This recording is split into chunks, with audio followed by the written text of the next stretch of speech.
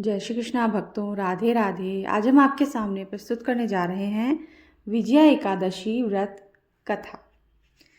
फाल्गुन मास के कृष्ण पक्ष की एकादशी का शास्त्रोक्त नाम है विजया एकादशी।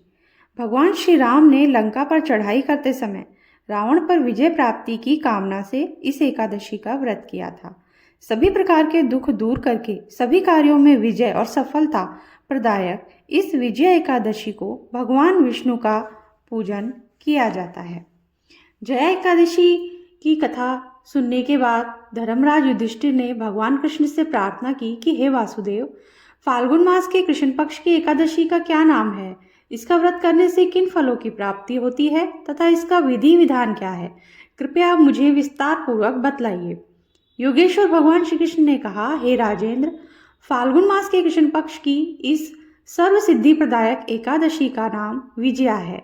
इसका व्रत करने वाले मनुष्य को सभी कार्यों में विजय मिलती है। इस विजय एकादशी के महात्म्य के सुनने व पढ़ने मात्र से समस्त पाप नष्ट हो जाते हैं।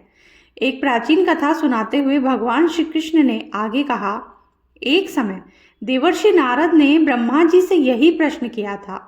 तब ब्रह्मा जी ने नारद जी से कहा था कि हे नारद, ध्यान पूर्वक सुनो।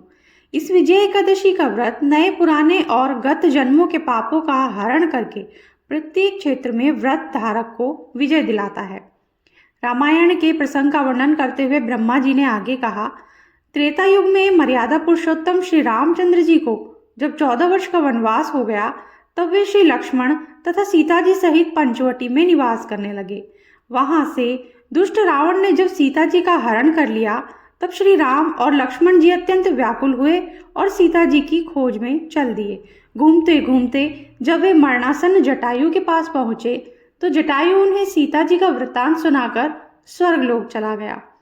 कुछ आगे जाकर उनकी सुग्रीव से मित्रता हुई और बाली का वध किया। हनुमान जी ने लंका में जाकर सीता जी का पता लगाया और उनसे श्री रामचंद्र जी एवं सुग्रीव की मित्रता का वर्णन किया। वहां से लौटकर हनुमान जी श्री रामचंद्र जी के पास आए और सब समाचार कहे। श्री रामचंद्र जी ने वानर सेना सहित सुग्रीव की सम्मति से लंका को प्रस्थान किया।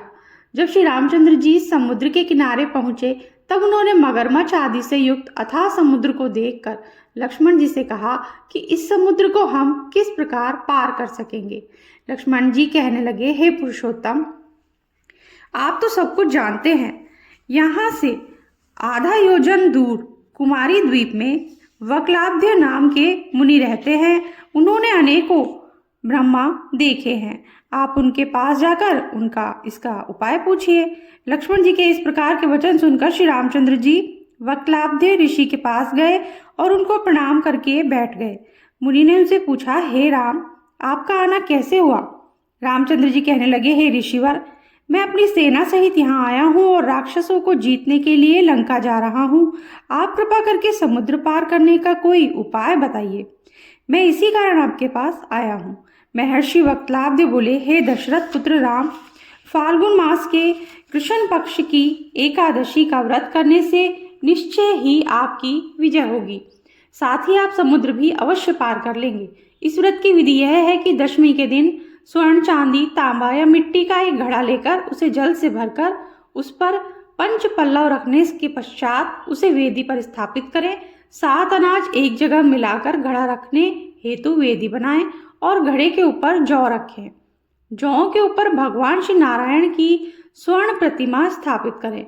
एकादशी के दिन स्नान आदि नित्यकर्म से निवृत्त होकर धूप, दीप, नैवेद्य, नारियल आदि से भगवान की पूजा करके वह दिन भक्ति पूर्वक घड़े के सामने व्यतीत करें और रात्रि को भी उसी जगह बैठे रहकर जागरण करना चाहिए। द्वादशी के दिन नदी या तालाब के किनारे स्नान आदि से निवृत्त होकर उस घड़े को ब्राह्मण को दे देना चाहिए। यदि तुम इस व्रत को सेनापतियों के साथ करोगे तो अवश्य ही विजयी होगे। इसके पश्चात श्री रामचंद्र जी ने विधि पूर्वक विजय एकादशी का व्रत किया और उसके प्रभाव से लंका में राक्षसों पर विजय पाई। अतः हे राजन, जो मनुष्य इस व्रत को विधि पूर्वक करेगा उसे दोनों लोकों में विजय प्राप्त होगी। अंत में ब्रह्मा जी ने नारद जी से कहा, हे पुत्र, इस व्रत को करने वाला तो सभी जगह विजय पाता ही है। जो इस व्रत के महात्म्य को पढ़ता और अथवा सुनता है उसे भी वाजपेयी यज्ञ का फल प्राप्त होता है। तो ये थी हमारी आज की विजया एकादशी की कहानी। अगर आपको अच्छी लगी हो तो लाइक कीजिए और शेयर ज़रूर कीजिए। चैनल को सब्सक्राइब नहीं किया है तो सब्सक्राइब कर दीजिए, बेल आइकन प्रेस कर दीजिए ताकि आगे भी हमारे वीडियोस आपको आसानी से मिल सकें। राधे राधे।